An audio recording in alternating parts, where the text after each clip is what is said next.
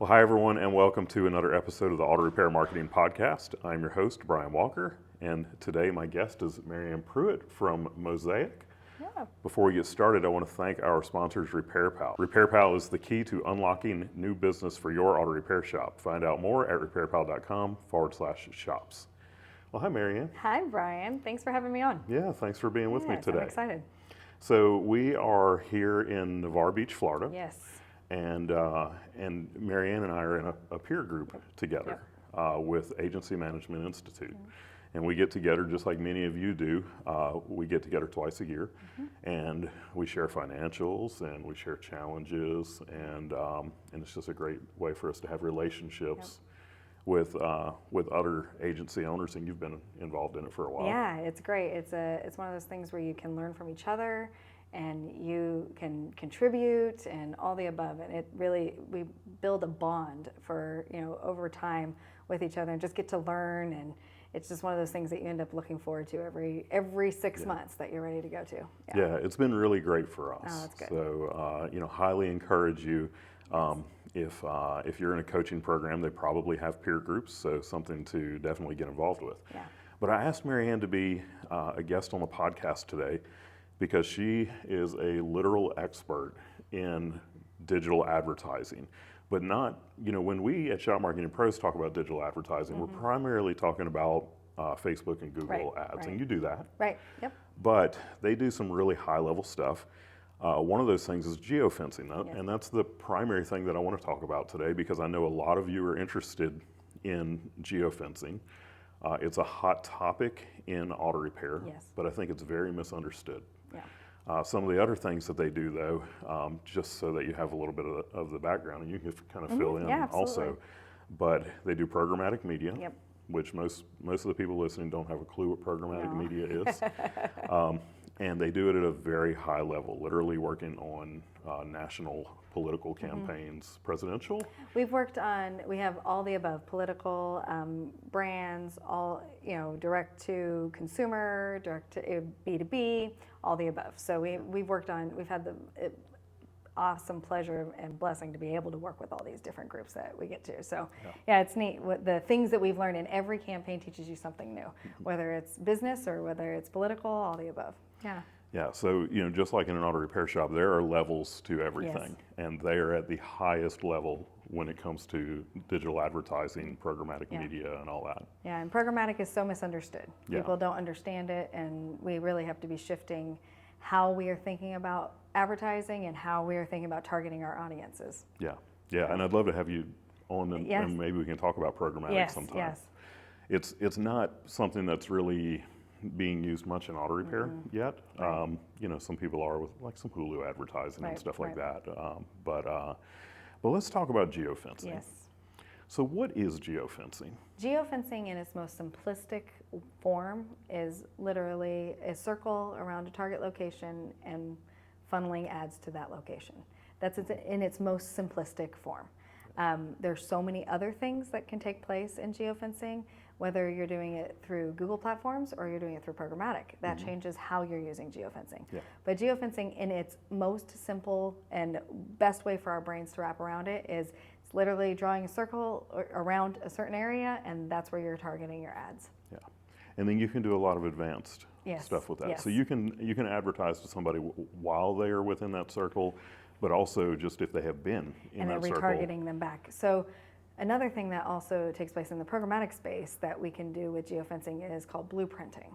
And blueprinting is actually taking a very specific location, and you can go back in time and actually take the data and then retarget individuals that have gone to that. Where it's great for customers like yours is that you can actually blueprint a competitor's space and retarget their ads for you. So if you're in a very competitive world, you can look at who your competitors are and retarget that space specifically.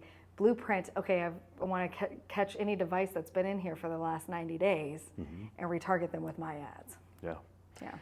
So you've got geofencing and then you have geotargeting. Yes. And I think a lot of people mix that up. Yes, very much so. Because geofencing in its most simplistic way is just fencing there, and that's it. Geotargeting gets into more data sets and more targeting. Like, it really is what they say. Like, fencing, targeting. So think of it that way. You're drawing a fence, and targeting is now we're going to get into more specific targeting. Is really what geotargeting is. So, like on Facebook, for example, we can select someone's address and say we want to advertise within a 5-mile radius of this. Would that be considered geofencing? So it gets really muddied, right? So in a way, in its most simplistic form, kind of. So really, truly, what you want to say is, so where geofencing is used the most is here's an event, and I'm going to circle where that mileage is within that event. Yes, that is exactly where I want to be. Within 5 miles of that radius, that's where I am. Yeah. So that is geofencing, yes. It gets muddied because what layers are we then adding into that? What are other things that we're adding into that targeting other than just the address? That's where it starts to get muddied down into geotargeting. Yeah, because also with geofencing, you can draw very specific lines, Yes, like you can. around a building or Yes, even you a can. portion of a building. Yes, you can. And You say, can I go want to just a zip advertise code. You can just to yep, people in yep, that. Yep, and you can just go a zip code. You can just go into a radius is a little bit of a wider net than what you're doing with geofencing. Yep. So how would an auto repair shop or just a small local business use something like geofencing? Geofencing, and I think, is such a good tool that's actually not utilized enough. And frankly, the biggest piece with it is how retargeting is the piece that's not used enough, in my opinion. Where we've actually seen some really great geofencing campaigns have taken place around conventions. And let's say you're going to a very specific convention and you have a very target audience that's going to be there. Using the geofencing of where are the hotels that people are going to be at. Let's target the hotels. What's the conference center that they're going to be at, and then retargeting them afterwards. Where auto repair shops can really use it is actually targeting your competitors' space, and that's more in programmatic than it is in the Google space of geofencing. Yeah. But retargeting what you can do. And retargeting the audience. Those are audiences that are obviously going there that either maybe they had a good experience, but maybe they didn't have a good experience, and then you can retarget them with your quality experience that you're going to provide. That's how it can be used to a different level than maybe most auto repair shops are even thinking. So they would literally set up a campaign where they're circling all of the auto repair shops in the area, the dealerships that work on the brands that they want, and then target those people who have been inside of that. And then, isn't there a way too where you could say, if someone has been in this area for in excess of this amount of time, do not target them, so that you're not targeting the employees? Yes, you can absolutely eliminate individuals that are in it. But here's the other beauty of it: when you're retargeting them, you can then with our retargeting, with our blueprinting, we can then see when they walked into your store.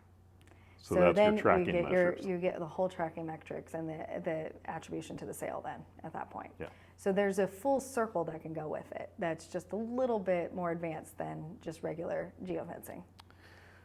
So can just any agency do geofencing? No, you really, well, in theory, probably, but you really want to have specialties of individuals that help you with it because of the fact that it's not something, more and more Google, programmatic, social, all of it's becoming more and more complex for anybody to operate, right? It's not the same user-friendly, and we can get into how social is not the same targeting tool it used to be. There's so many different things that go into it. Media is now an expertise, and really, truly, you want to find those partners to work with that can walk you through that, and because I can't tell you how many times people will come to us and say, oh, we just spent so much money trying to figure it out. And we could have just done this from the very beginning, and that's the best way to do it. And I know that any agency could do geofencing on the lowest level, like a simple Facebook radius or something. And I almost don't even consider that geofencing. I know it is. I agree with you. Technically, it is, but one of the things that I learned was that to really do geofencing the way that you're talking about, you have to buy into a platform or a network. And what we see happening, which I would love for you to talk about, is the dilution of budget as there become layers and layers of people who are reselling this stuff. Oh my goodness gracious, I can get on that all day. But yes, so you're spot on that in order to do it properly, and if you're going to do anything programmatic, you want to find partners that are direct seats on DSPs. That is exactly where you want to go. That's what we do. We have seats on multiples. And that's how you want to target, because I call it a diluted CPM, because you're going to have so many different layers between you and the DSP, and that's actually bidding. that you don't want to do that. That's a waste of budget and a waste of money for what you're looking for. So the key piece is that you want to make sure, and you want a quality CPM as well. We'll get into that as well. But with that, that's minimum budgets. Unless you have a few $1,000,000 to spend a year, you can't do that yourself. And most agencies don't have the volume to be able to do this, let alone do it on multiples and be able to put you in the right places. Going back to what you were just saying though, what's really important is we have to really kind of flop our media strategies and our marketing strategies on their head and think about the audience first, as opposed to thinking about the tactic first and the message first.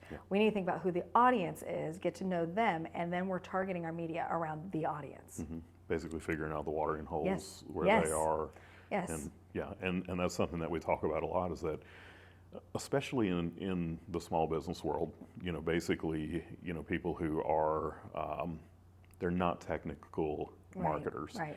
They tend to say, well, I want to do Facebook advertising, or I want to do Google advertising, when really they should be looking, like you say, at who is their target audience and where are they spending their time, and how can we get our message in front of them. And getting to know that audience. And the more you get to know the audience, the better our media tactics can be. The more you get to know them, if you are, let's say you're a specialty shop, and that's where you're going after, and I'm just going out, you're saying one vehicle, like you only service Mercedes. Okay, we have the data to tell you who Mercedes owners are. Let's target the Mercedes owner, as opposed to going in a wide remit of just going the geofence of an area around you. No, let's actually target Mercedes owners within a 10-mile radius or within that. And we know those certain things. We know their purchase habits now. That's a whole nother layer of marketing and media that people are not taking advantage of that they should. Or targeting those high-end neighborhoods. Yes, absolutely. And those sorts of things. So when we're doing a Facebook ad, we're putting a video or a picture or some text in front of someone. If we do a Google ad, typically, we don't do much display advertising, so we're usually just putting text in front of them when they're searching for something.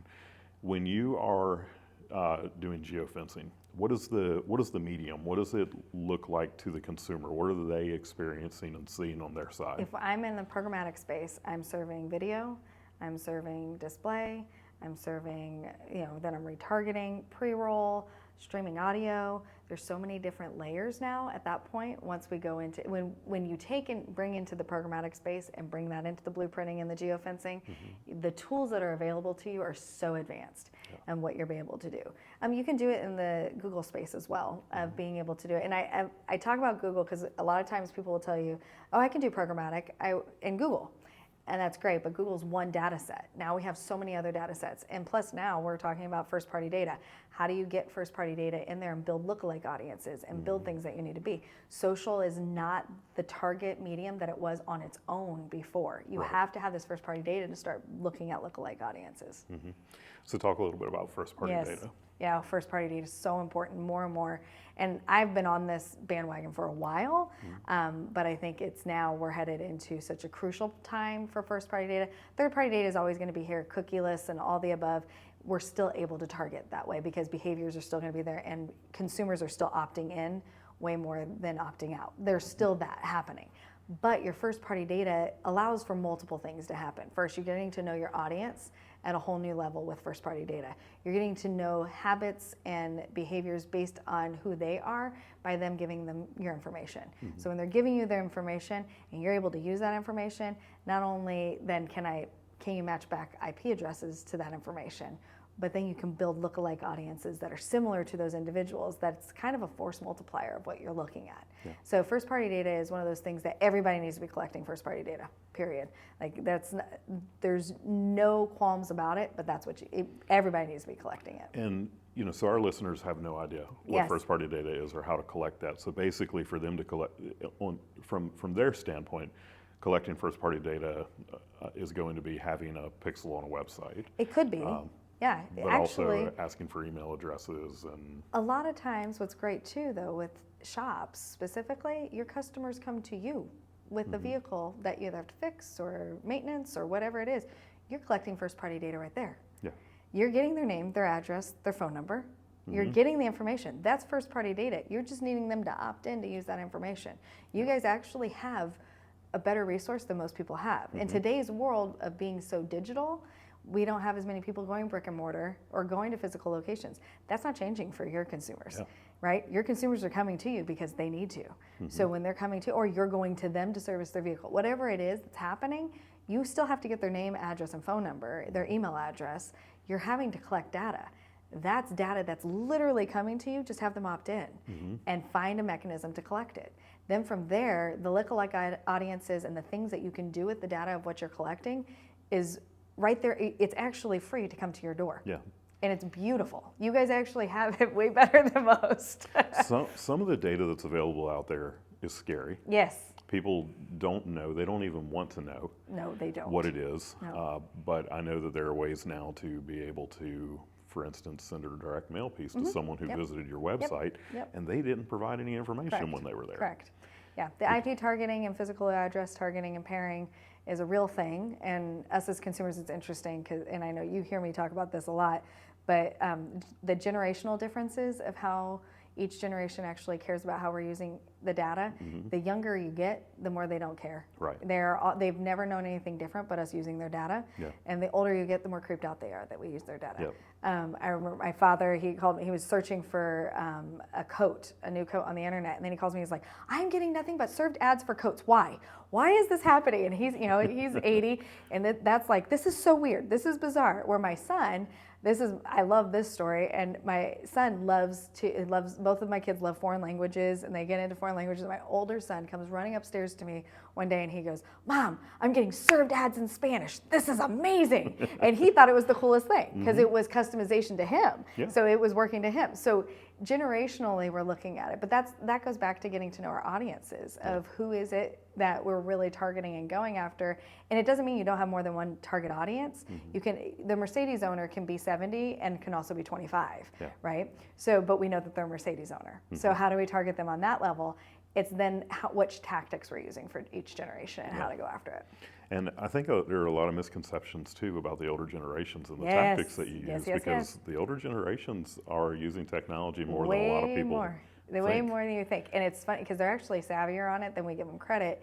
And COVID kind of pushed, I say it was an evolution that probably was going to take another 10 to 15 years, that overnight happened. We saw all-time consumption of social media with our older consumers out of the gate. And it's because they wanted to know and stay connected with family. Those were our most vulnerable population, and they were told they couldn't be around family, they couldn't be around friends. So what did they do? They got on social media. Now we've created new habits.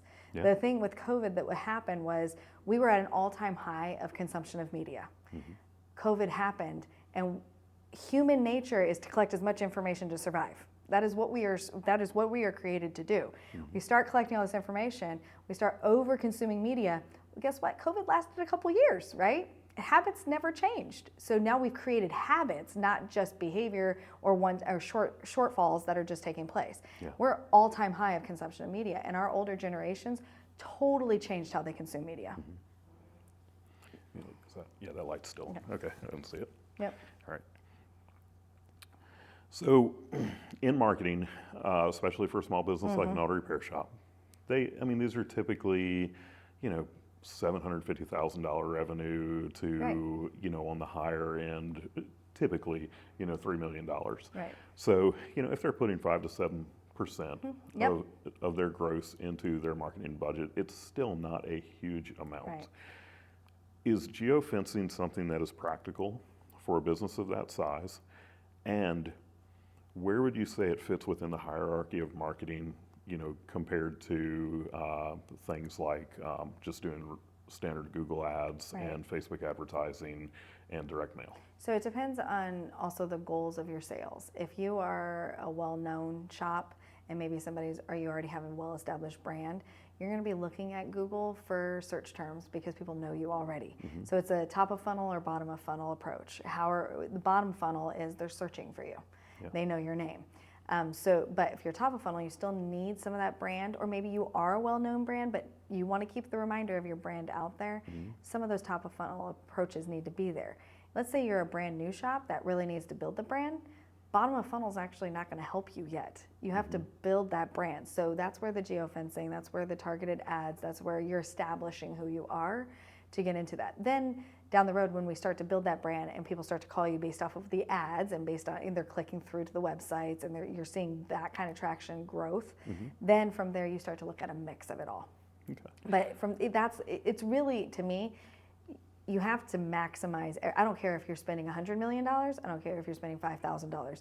Every penny has to be maximized. Yes. So you talked about we were going to come back to a quality CPM. Oh, yes. Yes. And I talk about, this is probably my biggest pet peeve and soapbox to get on, because anybody can go to you and say, okay, yeah, no, I'm going to get you a $2 CPM. I'm going to get you a really low CPM. And what's a CPM? A CPM is a cost per impression. Okay. So and there are individuals and groups that will come in and they'll be able to promise you the lowest of the low. But what you're not recognizing is that you have no brand protection on there. You can be on sites you don't want to be on. You have no controls of what's happening. You can be on MFAs, which are made for advertising websites that are there's nothing traffic. there. There's no traffic. It's literally just made to be there. And you can have bots. So a quality CPM, yeah, your CPM may be a little higher, and you may be looking, for a higher CPM, but it's going to be more quality when you have brand protection. You're showing on sites that you should be on, not sites that are not good to your brand, and you're making sure that you have that quality overall of who you're trying to target, but you have controls. Yeah. You're not getting bots, you're getting true impressions of your true target audience, and you're not on MFAs. So these are things that you really have, these are tough questions that you have to ask your partners, because it happens all the time. And there's players out there that this is what they're doing, and that's just the way it is. But it's a soapbox that I could get on all day, because that quality, yes, you're paying more. Don't base it off of CPM only. You want it to be, look at what quality is going to be with that. I've got a good friend of mine, a guy named Pat Howlett. Pat was the first person that ever introduced me to programmatic media. And he has kind of made it a life mission to make people aware of bots. Yes. And to go after and combat the whole thing. And that's something that I think a lot of people don't realize. When you look at the impressions that you're getting, and you think that, this many eyes saw me, but it's not really eyes that saw you. Is it the advertisers who are creating these bots to? So it's all, so MFAs are created just to be landing pages for ads so that you can get an impression. There is no impression. Bots are going to that spot. So it's all being created for money, and that's at the end of the day what it is. Yeah.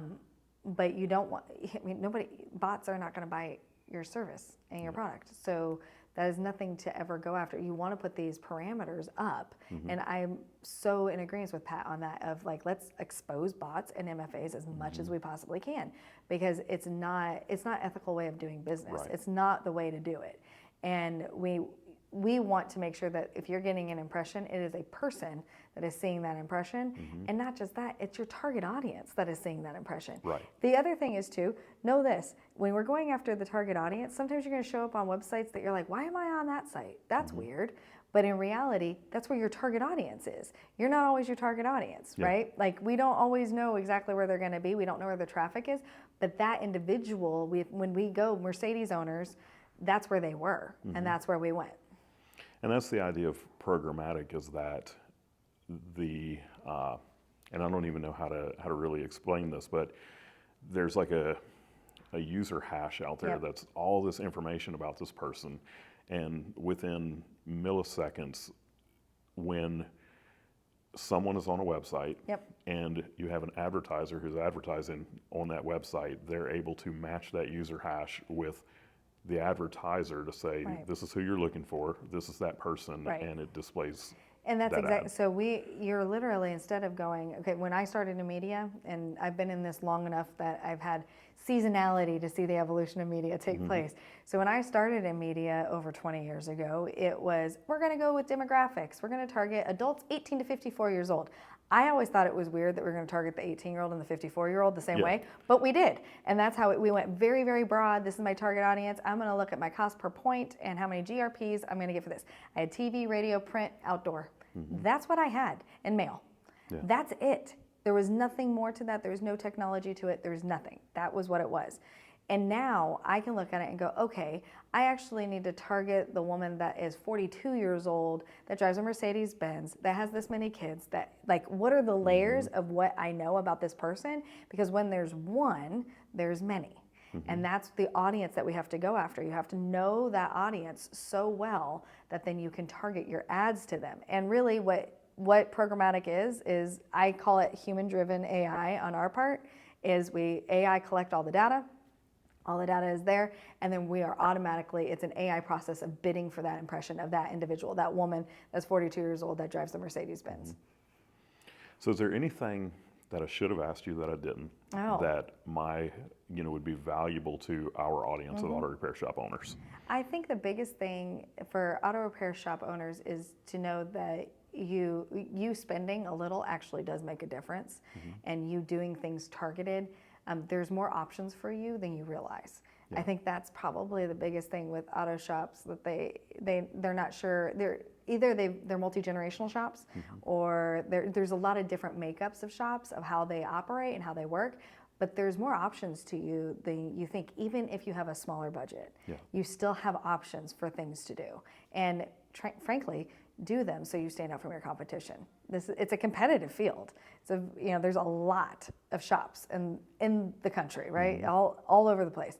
And so it's a very competitive field. What are you doing to stand out? And know that even the little that you're doing can make a difference if it's done right. Okay. And then last thing that I want to ask you, a huge problem in the industry right now is a shortage of technicians and hiring. Yeah. And I've seen people using geofencing for hiring. I've actually run some geofencing campaigns through a company, before I learned from you, and there's no telling how much that budget was diluted. Yes. Yep. But we did successfully hire somebody, and we were able to circle the service departments of dealerships in the area. Are a lot of people doing that? Are they using this as a hiring tool? Yeah, it is more and more being used as a hiring tactic. We've taken some B2B practices and then applied it now to hiring. One thing that you can do in the programmatic space that's just a little bit more advanced than just the geofence is we can actually target by job title. And so the individuals that are any type of technician, we can go through and actually add all of those layers in of any titles that they might be in and serve the ads to that title.